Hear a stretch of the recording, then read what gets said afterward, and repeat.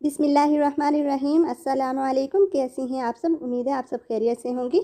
आज मैं आपको एम्ब्रॉयडरी नेक में नेक की शेप के अकॉर्डिंग बैक साइड से बैठा हुआ फ्लैट कॉलर लगाना बताऊंगी। देखें, एम्ब्रॉयडरी नेक की शेप कुछ इस तरह से है। मैं आपको शर्ट ओपन करके दिखाती हूँ। ये देखें कि जितनी मैंने नेक की चौड़ाई रखनी थी इससे नेक की विड्थ ज़्यादा है। अगर नेक की विड्थ कम करने के लिए मैं एम्ब्रॉयडरी के अंदर सिंपल वी कट के साथ नेक बनाती तो वो इतना अच्छा लुक ना देता। इसलिए नेक की चौड़ाई को कम करने के लिए और नेक को स्टाइलिश लुक देने के लिए मैं ये नेक बैक साइड से बैठे हुए फ्लैट कॉलर के साथ बनाऊंगी, क्योंकि मुझे बैक साइड से नेक के साथ टच होने वाला कॉलर पसंद नहीं है। तो देखें, नेक की टोटल चौड़ाई है 4.25 इंच, जबकि मैं अपने नेक की चौड़ाई रखती हूँ 3 इंच। 1.25 इंच चौड़ाई में हमारा कॉलर होगा। इससे हमारे नेक का साइज़ बिल्कुल परफेक्ट बन जाएगा। वी की नोक तक हमारे नेक की डेप्थ भी ज़्यादा है।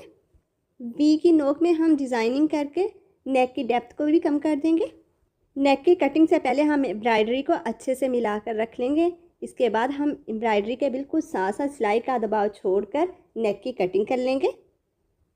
ये देखें, इस तरीके से हम सिलाई का दबाव छोड़ देंगे। अच्छा, ये बता दूं कि एम्ब्रॉयडरी के अकॉर्डिंग हमारे नेक की विड्थ और डेप्थ दोनों ही बराबर हैं। यहाँ पर मैं आपको एहतियातन ये बता दूं कि मेरे तरीके से नेक की शेप कटिंग करने से पहले आप ये ज़रूर चेक कर लीजिएगा कि आपके नेक की शेप दोनों साइड से बिल्कुल इक्वल है। अब जिस तरह से हमने राउंड में एम्ब्रॉयडरी के साथ साथ सिलाई का दबाव छोड़कर मार्किंग की है, इसी तरह हम वी में भी यहाँ तक सिलाई का दबाव छोड़कर मार्किंग कर लेंगे। मैं आपको रिपीट बता दूं कि आपने ये मार्किंग राउंड वाले हिस्से तक लेकर आनी है। चूँकि हमने सिलाई का दबाव छोड़कर ये मार्किंग की है तो इसी मार्किंग के ऊपर से हम कटिंग कर लेंगे। जी, तो फ्रंट नेक की कटिंग हो चुकी है। हमने इस पीस को वेस्ट नहीं करना। अब इसी पीस के साथ हम पहले बैक नेक कटिंग करेंगे, जिसके लिए हम शर्ट की बैक साइड लेंगे और देखें इस तरीके से हम इस पीस को बैक साइड के ऊपर रखेंगे और इस पीस के साथ नेक की विड्थ के लिए मार्किंग कर लेंगे। बैक साइड से चूँकि हम नेक को कम डीप रखेंगे, इसलिए बैक साइड पर हम नेक की डेप्थ के लिए 3.25 इंच पर मार्किंग करेंगे और एक बॉक्स बना लेंगे इस तरह से। अब हम नेक को राउंड शेप दे लेंगे ऐसे, और इसी मार्किंग से हम नेक की कटिंग कर लेंगे।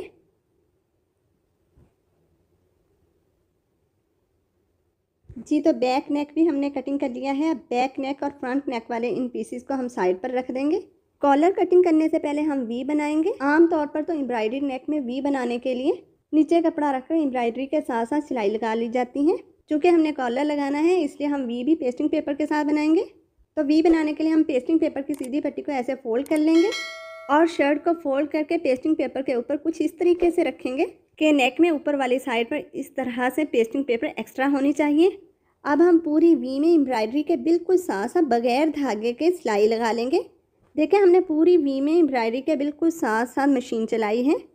अब ऊपर वाली साइड पर जो एक्स्ट्रा पेस्टिंग पेपर है इस पर भी हम ऐसे मार्किंग कर लेंगे और साथ ही वी में जो सिलाई के निशान हैं इन पर भी हम मार्किंग कर लेंगे।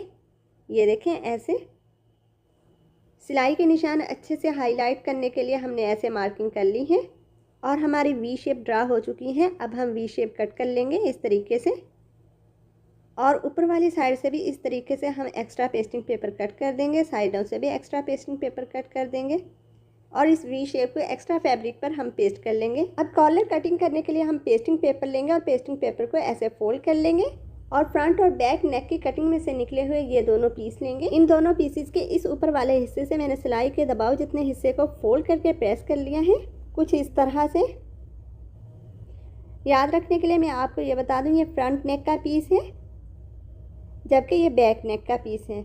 अब इन दोनों पीसेस को कुछ इस तरह से हम पेस्टिंग पेपर के ऊपर सेट करके रख लेंगे कि कपड़े की बंद साइड और पेस्टिंग पेपर की बंद साइड बिल्कुल बराबर होनी चाहिए। दूसरा पीस भी इसी तरह से हम सेट करके रख लेंगे।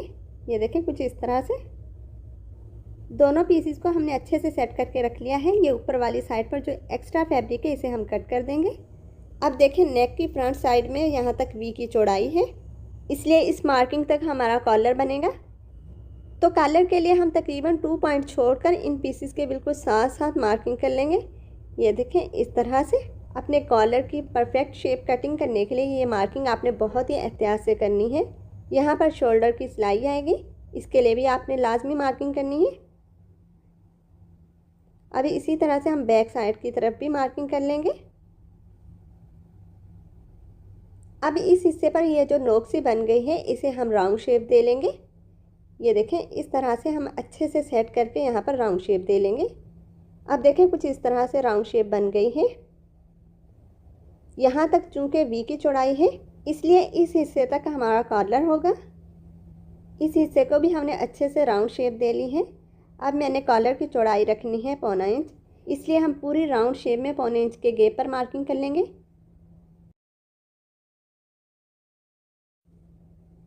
हमारी मार्किंग कंप्लीट हो चुकी है। अब हम इन निशानों को ऐसे मिला लेंगे। ये देखें कुछ इस तरह से।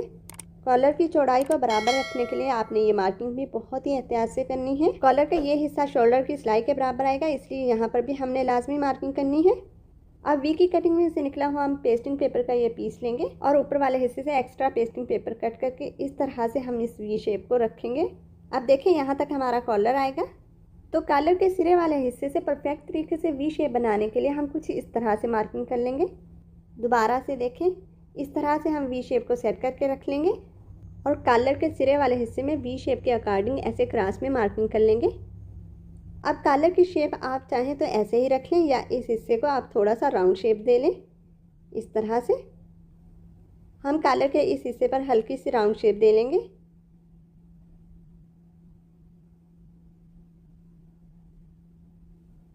तो कॉलर की कटिंग हमने कर ली है। यहाँ पर यह जो छोटा सा कॉर्नर है इसे भी हम राउंड शेप दे लेंगे और कॉलर के सिरे वाले हिस्से से एक्स्ट्रा पेस्टिंग पेपर भी हम ऐसे कट कर देंगे। ये देखें कुछ इस तरह से हमारे कॉलर की कटिंग कंप्लीट हो चुकी है। देखें कॉलर के ये हिस्सा शोल्डर की सिलाई के बराबर आएगा, इसलिए कॉलर के दोनों साइड पर हम इस तरह से मार्किंग कर लेंगे। कॉलर और वी शेप को हमने इस तरह से एक्स्ट्रा फैब्रिक पर पेस्ट कर लिया है और वी शेप के एक्स्ट्रा फैब्रिक को फोल्ड करके पेस्ट कर दिया है। अब हम कॉलर का भी एक्स्ट्रा फैब्रिक कट कर देंगे।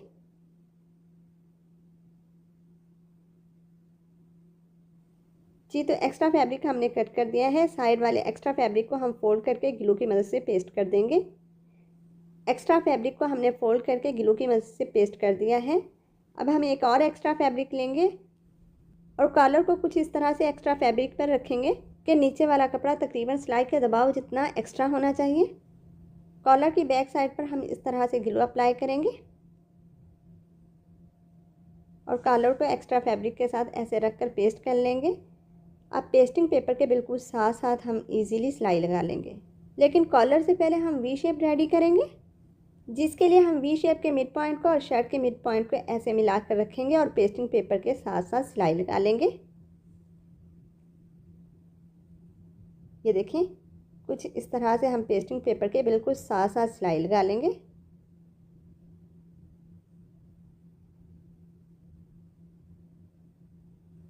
जी, तो हमने वी शेप में सिलाई लगा ली है। ये देखें बिल्कुल एम्ब्रॉयडरी के साथ साथ हमारी सिलाई आई है। अब एक्स्ट्रा फैब्रिक हम कट कर देंगे। एक्स्ट्रा फैब्रिक भी हमने कट कर दिया और वी को बैक साइड की तरफ पलट कर हम तुरपाई कर लेंगे।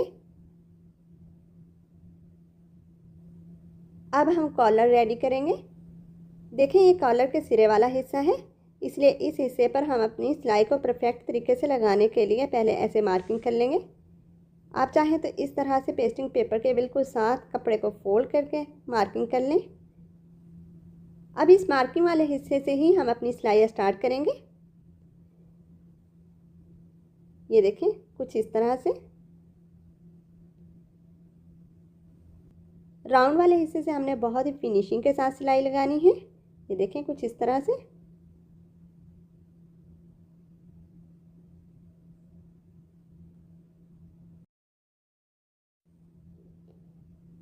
जी, तो हमारी सिलाई लग चुकी है। अब एक्स्ट्रा फैब्रिक हम कट कर देंगे।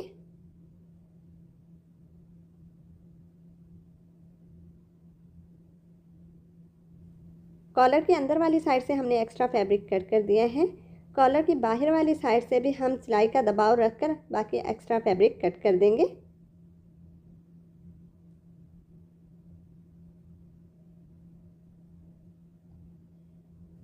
कॉलर की बाहर वाली साइड से भी हमने एक्स्ट्रा फैब्रिक कट कर दिया है। अब पूरे राउंड हिस्से में हम छोटे छोटे कट लगा लेंगे जी। तो इस तरह से हमने पूरे राउंड हिस्से में छोटे छोटे कट लगा लिए हैं। अब हम कॉलर को पलट कर सीधा कर लेंगे और अच्छे से प्रेस कर लेंगे। कॉलर की सिलाई को अच्छे से बिठाने के लिए इस तरह से आपने अच्छे तरीके से प्रेस कर लेना है। यहाँ पर आपने ये नोट करना है कि यहाँ से हमने एक्स्ट्रा फैब्रिक जस्ट सिलाई के दबाव जितना रखना है। अब दोबारा से हम अपनी शर्ट की फ्रंट साइड लेंगे। ये देखें वी में हमने बैक साइड पर तुरपाई कर ली है। अब वी में सिलाइयों को बिठाने के लिए हम अच्छे से प्रेस कर लेंगे और फ्रंट और बैक को ज्वाइंट कर देंगे।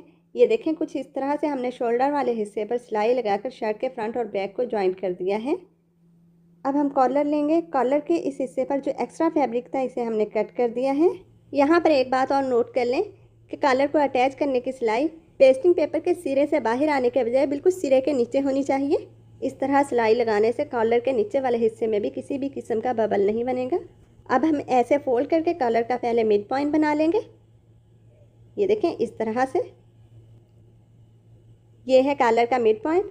यहाँ पर हम छोटा सा कट लगा लेंगे इस तरह से और कॉलर के मिड पॉइंट को अच्छे से इस तरह से हाईलाइट कर लेंगे। कॉलर का ये हिस्सा चूँकि शोल्डर की सिलाई के बराबर आना चाहिए, इसलिए इस हिस्से पर भी हम ऐसे फोल्ड करके मार्किंग कर लेंगे। ये देखें इस तरह से दूसरी साइड पर भी बिल्कुल इसी तरीके से हम मार्किंग कर लेंगे।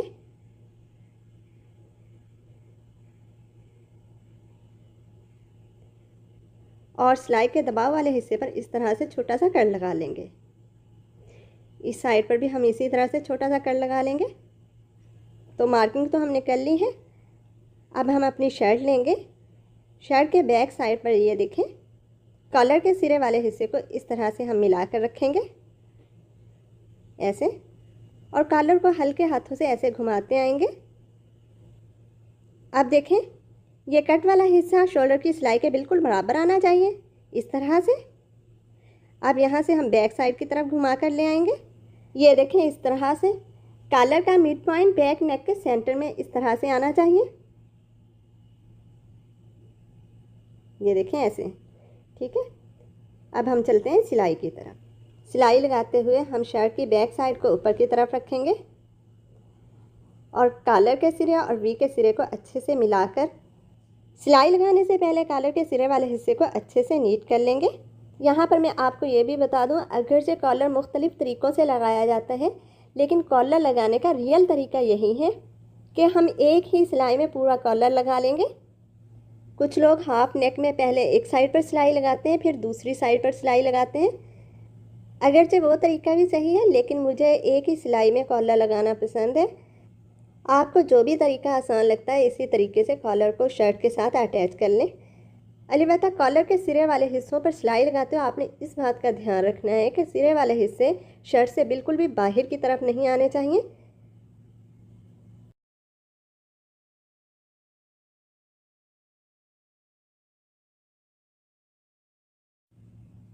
देखें मैंने आपको पहले भी बताया था कि कॉलर का ये हिस्सा शोल्डर की सिलाई के बिल्कुल बराबर आना चाहिए। इसी से आपके कॉलर की शेप बिल्कुल सही और परफेक्ट बनेगी।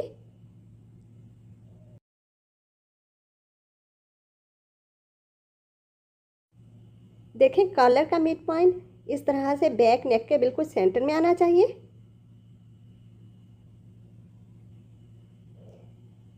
ऐसे, इसलिए हमने ये सिलाई बहुत ही एहतियात से लगानी है। अगर आपने तमाम मार्किंग वाले हिस्सों को इस तरह से मिलाते हुए सिलाई लगा ली तो फिर आपके कॉलर की शेप बिल्कुल परफेक्ट बैठ जाएगी।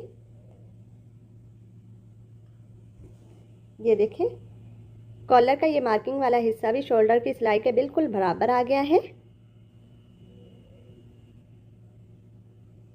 अब यहाँ से हम अपनी सिलाई को कंप्लीट कर लेंगे।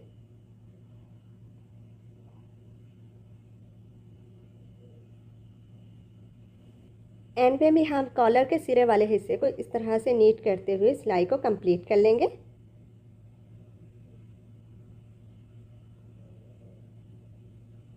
ये देखें अल्हम्दुलिल्लाह बिल्कुल परफेक्ट तरीके से हमारा कॉलर अटैच हो चुका है। अब सिलाई वाले इस हिस्से को हम कॉलर के अंदर की तरफ टर्न कर देंगे। आप देख सकते हैं कि कॉलर सिरे वाले हिस्से से वी की सिलाई के बिल्कुल बराबर आया है। और दोनों साइड से बिल्कुल भी सिरे वाले हिस्से से कॉलर भरता हुआ नहीं है। कॉलर को फिनिशिंग के साथ लगाने के लिए हमें इसी बात का सबसे ज़्यादा ध्यान रखना होता है। अब हम ऊपर वाली सिलाई लगाने से पहले कॉलर के सिरे वाले हिस्से को ऐसे अच्छे से नीट कर लेंगे। और कॉलर के ऊपर वाली सिलाई हम कॉलर के सिरे वाले हिस्से से स्टार्ट नहीं करेंगे, बल्कि ये सिलाई मैं इस हिस्से से स्टार्ट करूँगी। अगर आपको इस तरह से मुश्किल लगे तो ये सिलाई आप यहाँ से भी स्टार्ट कर सकती हैं, लेकिन इस सिलाई की डिटेल मैं आपको आगे चलकर बताऊँगी। ये देखें, इस तरह से आपने सिलाई स्टार्ट करनी है। कॉलर को अपनी जगह पर रखते हुए बिल्कुल हल्के हाथों से हम ये सिलाई लगाते आएंगे। ये देखें ऐसे। अलबत्ता सिलाई लगाते हुए आपने हाथों से हल्का हल्का प्रेस करते जाना है, ताकि हमारी सिलाई में किसी भी किस्म का झोल ना आए और हमारी ये सिलाई फिनिशिंग के साथ लग जाए। ये देखें, सिरे वाले हिस्से को ऐसे नीट कर लेना है। अगर धागे का कोई भी सिरे वाला हिस्सा भी बाहर की तरफ होगा, हम इसे भी अच्छे से नीट कर लेंगे।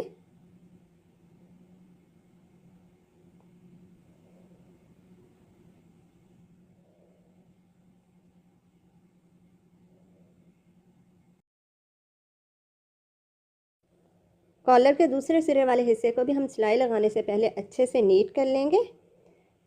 किसी भी किस्म का धागा वगैरह बाहर की तरफ नहीं रहना चाहिए।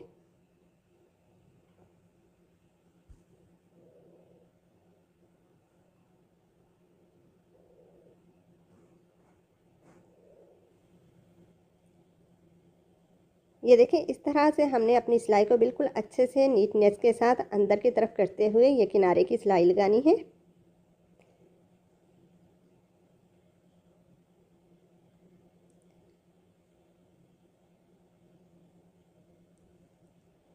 हम यहाँ पर लाकर दोनों सिलाइयों को मिला देंगे और एक्स्ट्रा धागे नीचे की तरफ निकाल कर हम गिरा लगा देंगे। देखिए, कॉलर पर हमने यहाँ से सिलाई लगाना स्टार्ट की थी। अगर आप इस साइड से सिलाई लगाना चाहती हैं तो फिर आपने सिरे के बजाय यहाँ से सिलाई लगाना स्टार्ट करनी है, ताकि हमारी सिलाई का एंड भी यहीं पर हो और कॉलर के सिरे वाले हिस्से नीट रहें। देखें, बैक साइड से भी हमारा कॉलर बहुत ही फिनिशिंग के साथ बना है। यहाँ बैक साइड पर किसी भी किस्म का कोई झोल नहीं, ना ही किसी भी किस्म का कोई बबल है। ये देख सकती हैं आप। अब मैं आपको नेक का फाइनल लुक दिखाती हूँ। चूँकि वी कट थोड़ा सा डीप था, तो वी कट को हमने नीचे से बंद करने के लिए कुछ इस तरह से लूप्स के साथ डिज़ाइनिंग कर दी है और लूप्स के नीचे हमने सेंटर पट्टी भी लगा दी है। तो इस तरह से ना सिर्फ वी कट बंद हो गया है, बल्कि वी में बहुत ही प्यारी सी डिज़ाइनिंग भी हो गई है। तो आपको आज की वीडियो कैसी लगी है कमेंट करके ज़रूर बताइएगा। वीडियो अच्छी लगी है तो लाइक एंड शेयर भी ज़रूर कर दीजिएगा। और अगर आप मेरे चैनल पर नई हैं तो चैनल को भी सब्सक्राइब कर दीजिएगा और बेल आइकन को भी प्रेस कर दीजिएगा, ताकि आपको मेरी हर नई आने वाली वीडियो का नोटिफिकेशन मिल सके। अपना बहुत सा ख्याल रखिएगा और मुझे भी अपनी दुआओं में याद रखिएगा। नेक्स्ट वीडियो तक के लिए अल्लाह हाफिज़।